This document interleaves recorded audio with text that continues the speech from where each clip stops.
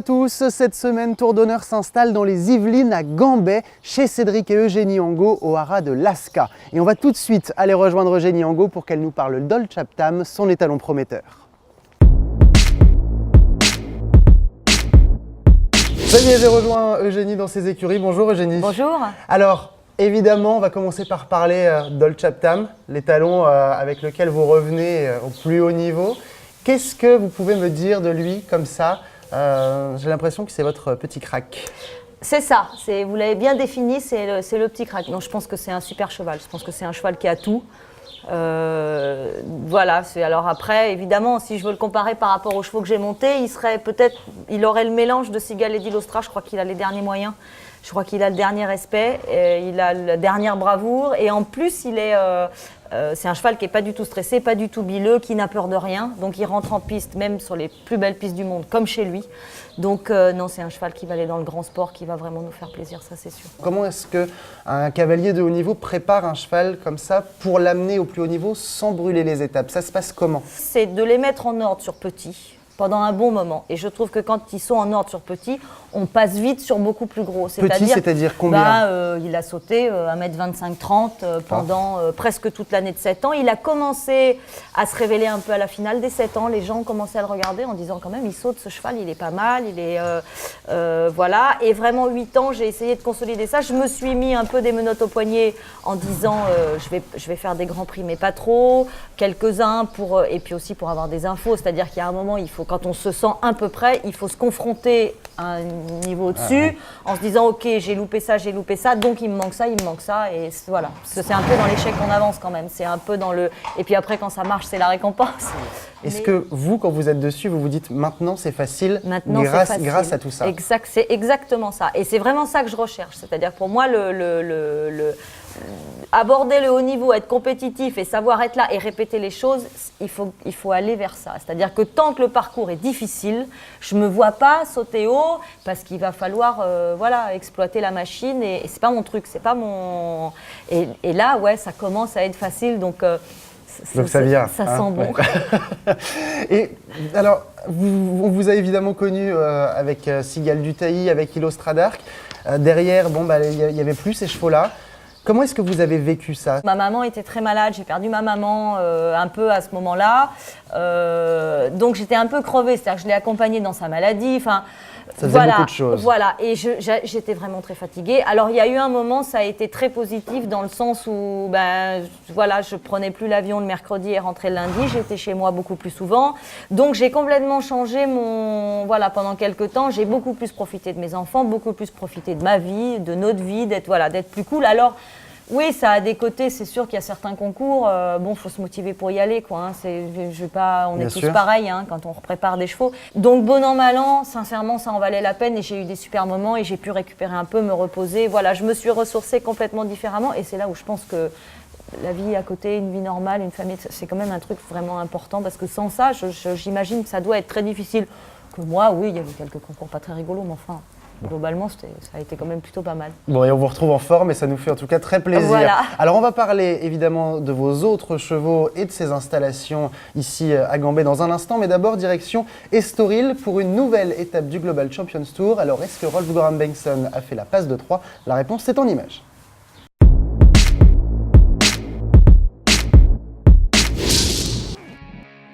Il s'en est fallu de peu. Et de quelques centièmes de seconde en fait. Le Suédois, vainqueur à Hambourg et à Monte-Carlo, toujours associé à Casal-La-Silla, est privé de barrage cette semaine pour un point de temps dépassé en première manche. Pas de Français non plus au barrage, avec 4 points. Bosti et Idéal de la Loge sont 9e, Kevin Stott et Banda de Hus 12e. L'Allemagne en revanche est ultra dominatrice avec 4 représentants sur les 6 barragistes. Et pourtant devant son public, Luciana Diniz, portugaise d'adoption, semble bien partie pour l'emporter avec Winning Mood. Ludger Beerbaum, Meredith Michaels-Beerbaum et Marco Kutscher sont d'ores et déjà derrière. Mais il reste un dernier couple à s'élancer et pas des moindres, Christian Allman et Talou BZ, vainqueurs de la finale Coupe du Monde.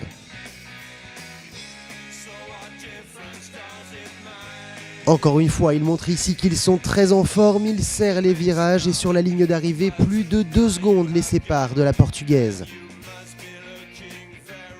Une nouvelle victoire donc pour Christian Allman et nouveau leader après la 6e étape du Global Champions Tour, Ludger Beerbaum, qui monte ici sur la 3e marche du podium. Alors, on vient de voir Estoril. Vous partez aussi au Portugal, mais alors pas à Estoril, à Comporta. Pas très loin, ouais. Parce que Camille, votre fille, fait les championnats d'Europe junior. Exactement. Donc elle est partie avec le camion pas plus tard que ce matin de bonne heure.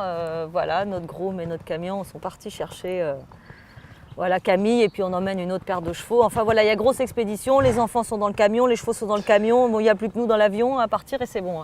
Alors, comment est-ce que vous gérez votre vie de cavalière, votre vie de maman, votre vie de coach aussi, puisque vous êtes coach de Camille? Voilà, j'ai la chance d'avoir une fille merveilleuse. Elle est quand même, parce que bon, elle est à l'adolescence, mais on va dire que ça a été assez facile. Enfin, alors c'est pas facile d'être maman et coach, ça c'est sûr qu'il y a des moments un petit peu.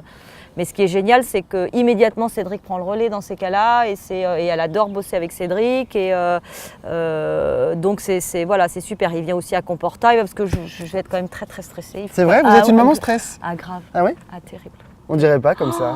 Quand elle rentre en piste, mon Dieu Jésus, mon beaucoup cœur plus s'arrête que de battre. pour vous? Ah mais rien à voir, je préfère monter que de la regarder monter. Donc Comporta va être une sorte de cauchemar pour moi.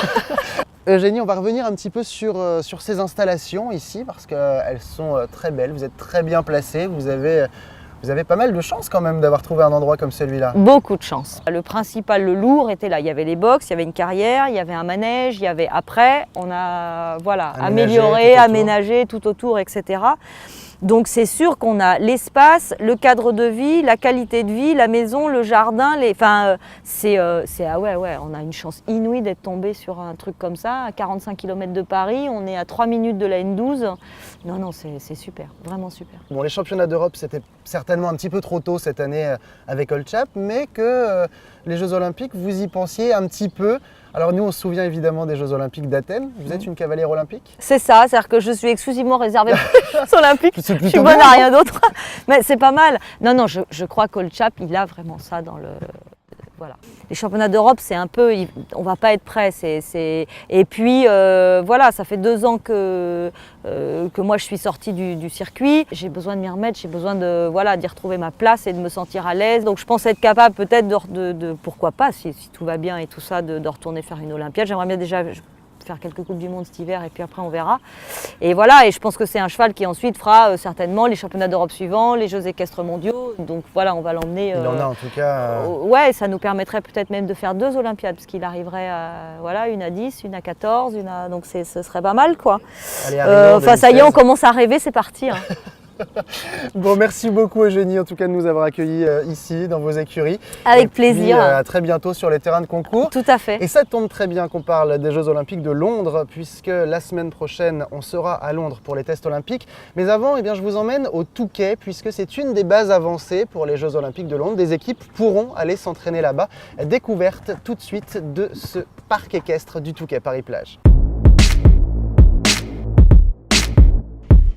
Le nouveau parc équestre du Touquet Paris-Plage accueillait ce week-end amateurs et pros dans un concours pour tester ces nouvelles installations. Le parc équestre a été complètement rénové puisqu'on a été retenu pour être la base arrière des Jeux Olympiques de 2012. Alors avant tout pour le complet, puisqu'on a une superficie qui permet, on a 70 hectares d'un seul tenant et un parcours de cross qui est en cours de finition de 4000 mètres, 32 efforts au niveau de 2 étoiles. 25 000 m² de terrain ont fait peau neuve, mais pas seulement.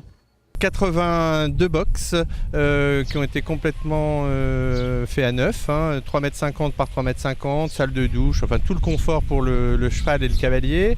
La somme totale des investissements est de 3 millions d'euros, avec une grosse part de subventions des différentes institutions.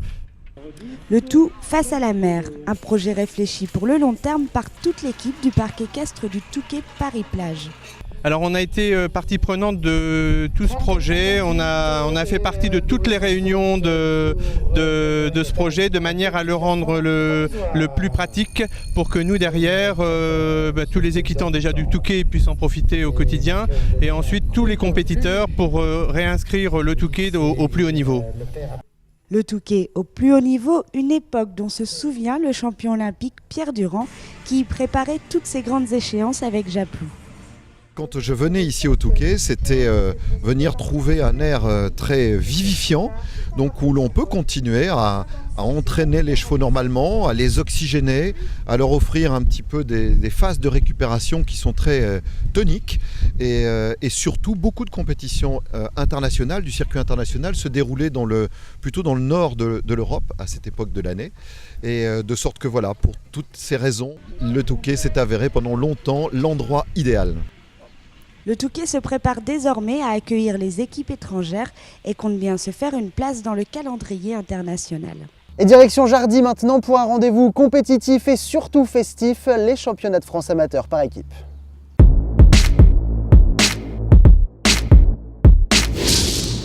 Lors des championnats de France amateur team à Jardy, dès le premier soir, il fallait être bien entraîné, à boire et à manger.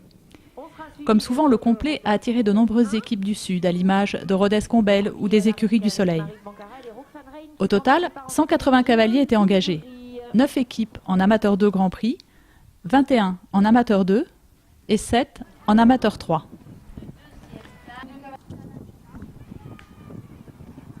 Les officiels n'ont pas chômé pour veiller au bon déroulement du concours. Du côté du CSO, 76 équipes étaient au départ en amateur 2 et 3 et disputaient 2 manches sur la grande carrière du Haras Jardy.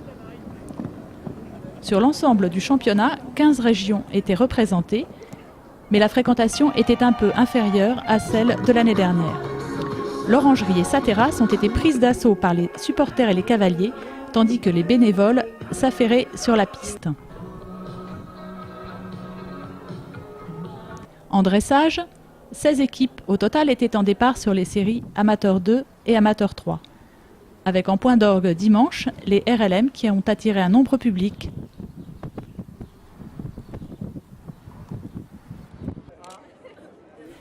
À l'heure des podiums, plusieurs régions comme l'Alsace, Midi-Pyrénées ou encore l'Île-de-France ont eu le plaisir d'entendre la Marseillaise. C'est bientôt la fin de l'émission, mais avant de nous quitter, eh bien, on va faire un point sur les cavaliers présélectionnés pour les championnats d'Europe de concours complet qui se tiendront à Lumulène du 25 au 28 août. Laurent Bousquet a choisi 12 couples. Voici les noms tout de suite.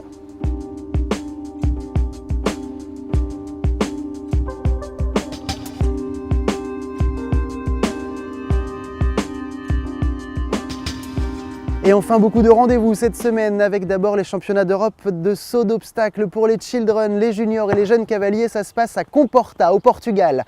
En Suède, à Falsterbo, les seniors ont rendez-vous pour la suite de la Coupe des Nations. La France va devoir remonter au classement. Et puis cette semaine, à Londres, il y a les tests olympiques. À 1 an des JO, les cavaliers se rendent à Greenwich pour tester les nouvelles installations. On sera, nous aussi, à Londres la semaine prochaine pour vous faire découvrir cet événement. Très bonne semaine. Ciao.